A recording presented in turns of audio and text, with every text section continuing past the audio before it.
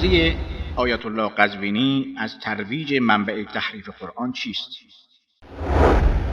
جناب آیت الله قزوینی، شما می‌فرمایید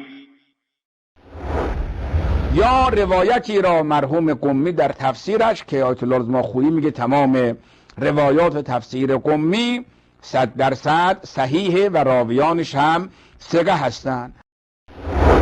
آیت الله خویی فرموده که تمام روایات تفسیر قمی 100% صحیح و راویانش همه ثقه هستند و جایگاه آیت الله خویی را هم خود شما این گونه بیان می‌کنید. خود آیت الله رضاخویی دیگه از مراجع بزرگواری است که همه قبولش داریم، با سلائق مختلفی که الان تو حوزه های ما هست در میان علما و غیره.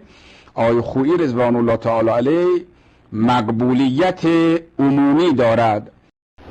آیت الله خویی یکی از مراجع بزرگواری است که همه قبولش داریم و مقبولیت عمومی دارد.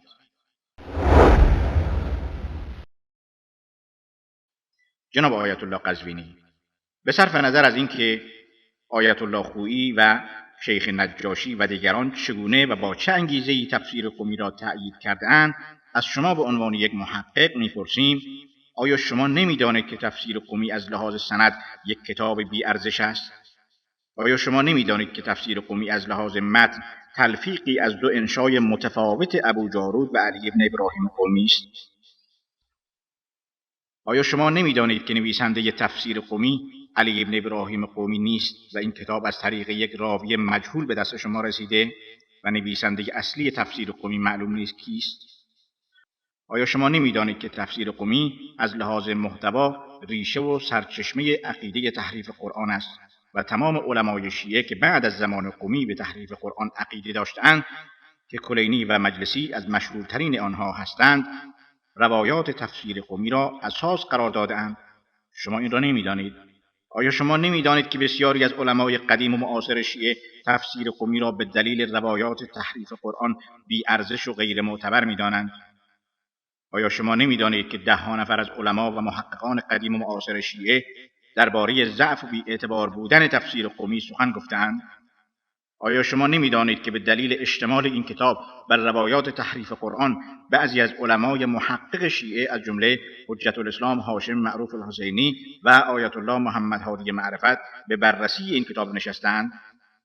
آیا شما نمی‌دانید که بعضی علما و محققان معاصر شیعه برای سرپوش گذاشتن بر این سند رسوایی علمای بزرگ شیعه حتی حذف مبحث تحریف قرآن را پیشنهاد و عملی کرده و در چاپ‌های جدید عملاً این مبحث و بسیاری مطالب ضد قرآن و ضد عقل را از به اصطلاح تفسیر قمی حذف کرده‌اند؟ آیا شما نمی‌دانید که ده‌ها نفر از راویان روایات تفسیر قمی کذاب و دروغگو و جعلکار بوده و به امامان اهل بیت علیهم السلام دروغ می‌بسته‌اند؟ و پرسش آخر این که جناب عالی کتابی که سرچشمه عقیده تحریف قرآن است را با چه هدف و انگیزه‌ای تأیید و ترویج می‌کنید؟ پس جناب آیت الله قزوینی، با توجه به آنچه اشاره شد، شما با چه جرأتی می‌فرمایید تمام روایات تفسیر قمی 100% صحیح و راویانش همه ثقه هستند؟ آیا واقعا نمی‌دانید یا تجاهل عارفانه می‌کنید؟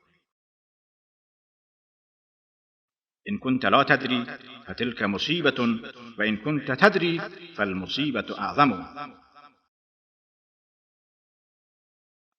اگر واقعا نمی‌دانید که علی ابن ابراهیم قمی به تحریف قرآن عقیده دارد و بلکه بزرگترین مروج عقیده تحریف قرآن از میان علمای قدیم شماست، این مصیبت بزرگی است.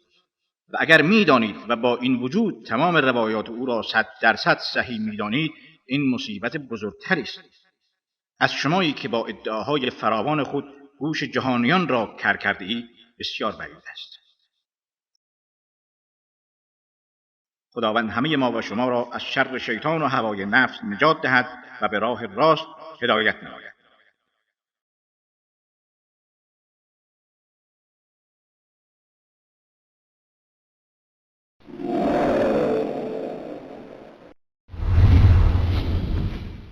اینقدر جهل خودتون رو تو ماهواره جهانی به نمایش نگذارید، به ضررتون هست. اینقدر جهل خودتون رو تو ماهواره جهانی به نمایش نگذارید، به ضررتون هست. اینقدر جهل خودتون رو تو ماهواره جهانی به نمایش نگذارید، به ضررتون هست.